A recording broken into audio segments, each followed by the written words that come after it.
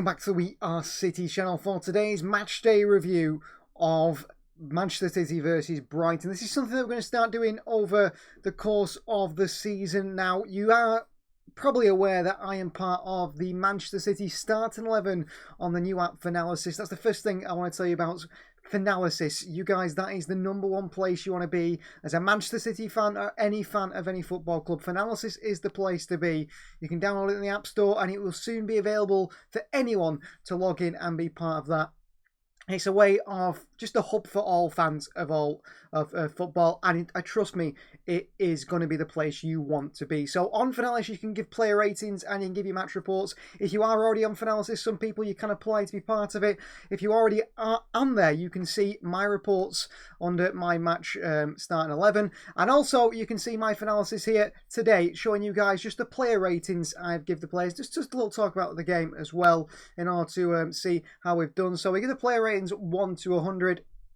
We'll discuss the performance today against Brighton, which was pretty poor, wasn't it, in the second half. The first half was a completely separate game to the second half, and in fact, up to the 55-minute mark until that penalty was given, the game was a completely different game. It felt as if, though, Manchester City, after that penalty was scored, just the players walked down the tunnel. It felt like they'd done that because that was the performance on the pitch, the urgency, the intent to try and score a goal. City didn't play football after that goal went in, and it was massively bad. It was so bad after that. I've been pretty kind with the player ratings because I do think actually the game was lost on individual mistakes, was lost after the 55-minute mark. I mean, the first half I thought we were really good. Marmoush didn't release the ball enough times as I'd wanted. Haaland scored a goal, but I don't think he was quite involved. Oscar Bob was decent. I thought Reinders was good in the first half. Captain Bernardo Silva did the job which he does, which is just keep recycling possession, really. Rodri, we saw how much we missed Rodri in that first half. He was absolutely amazing.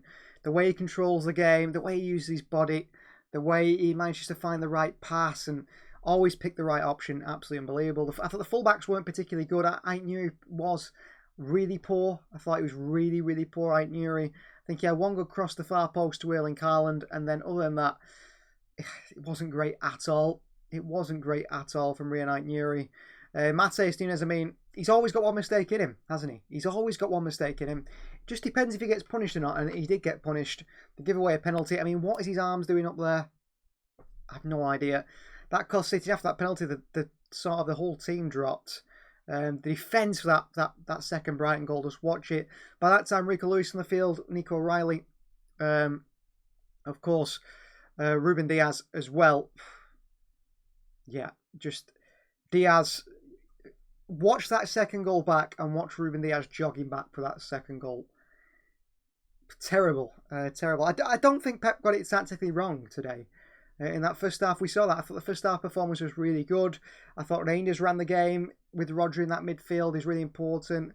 Marmoush was sort of very, very attacking, which I'd like to see. He was doing a lot on that left-hand side. Yeah, sometimes he needed to release the ball earlier to let through Barber Haaland. I mean, he put Haaland through in the opening first few minutes, and Haaland's sort of tame effort towards the goalkeeper. What was that? A header that was saved. But there's a bit of pressure on Erling Haaland, as there should be. I mean, he is our top-paid player. He is our main man, our goal scorer. He's expected to score 50 goals this season. But there's a lot of pressure on him to be the man to score all the goals, because you look at that City side, and I mean, look at that start 11, look at the bench, the players that came on today.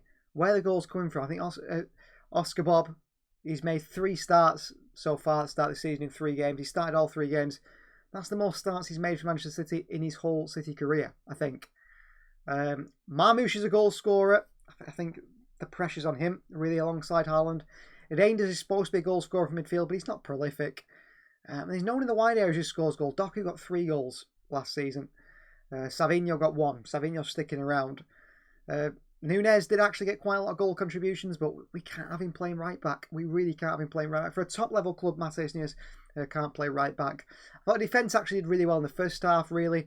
Kusanov did anyway. I mean, his recovery pace, I think he covered for Ait-Nouri. He played for 2 players throughout the game. I think if he doesn't come off injured, maybe that second goal doesn't happen, because he sprints. He works so hard to get back and make sure he does stop that. Ruben Diaz jogs back. He's not bothered.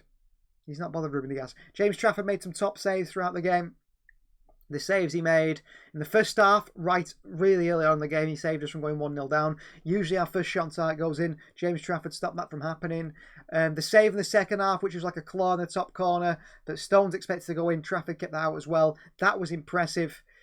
So there was some players. I mean, you can see by the green there, the sort of players 70 above. The yellow are sort of like low 60s, 60 rated. Below is then like orange and then red for lower ratings.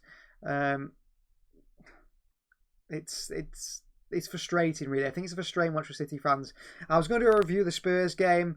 I didn't do in the end. I thought I'd let it go. I wasn't sure about doing these. But yeah, go over to Finalysis. You'll see all my ratings, my match day review. But I wanted to talk about you guys. Please let us know in the comments down below. And of course, we set up this new thing on YouTube called the community, which when I make a post, say you guys can actually have a conversation. Some of you guys can make a post as well and use it as a forum. Hopefully that is a bit of a way for us to sort of communicate with each other and see our opinion as well. And that can be worked across to other things. Also, it's a new feature on YouTube. Jeremy Doku, frustrating. Nico O'Reilly, not good enough at the moment.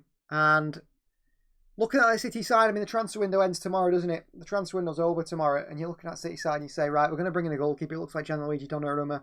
He's on his way to Manchester City. Which is probably not an issue in the squad. Trafford played really well. So we fix an issue that we haven't got. Right back is horrendous. If I knew he gets injured, we've got no left back. And we're really lacking someone who can score goals up front other than Haaland and Marmoush. There's about 2 goal scorers in the side. And if that is the same again this season, when you look at statistics, you see where City were. You look at City over the past 10 years, for example, under Pep Guardiola. We always had 3, 4, 5 goal scorers consistently. Aguero, Jesus, Sané, Sterling, Gundogan. Players who are scoring plus 10 goals every season. Other than Marmoush and Haaland, I don't think anyone in this squad will get more than 10 goals this season. Maybe Reinders will. Maybe Tijani Reinders will. That'll be it. So 3 players will get plus 10 goals this season. I don't think Doku will. I don't think Savinho will. I think City have got some trouble in the transfer window that we haven't solved. I think the biggest issue is the right back issue. We haven't solved it. So, yeah, I'm not confident. I mean, those 2 games against Spurs and against Brighton today have really, I think, really hit things home for City fans. I think we're absolutely nowhere near the level of Liverpool, and certainly not even Arsenal, who lost today to Liverpool. City have got a long way to go. I mean, Pep Guardiola said after the transfer window is over, we'll have players who have moved out. I think he's expecting Ilkay Gundogan, Manu Akanji, Ederson to leave the club. Ortega, when those players have moved on, we can have a bit more of a settled squad. Donnarumma to come in, probably no one else, and then we can go from there. But there's areas this side that I feel that Pep Guardiola has to fix mentally, because we've lost leaders at the moment. Mentally, we've got to fix it. But then it comes down to, is the personnel there to fix it? Can we win the league without a right back? I don't think so. I don't think we can win the Premier League with Matheus Nunes or Rico Lewis at right back. But let us know your opinions in the comments down below. Please do like this video if you haven't already. Please do subscribe to the channel if you are new. I'm doing these little short match day reviews, but most of my opinions will be on Finalysis. That is the place to be for fans. And we'll see you guys next time.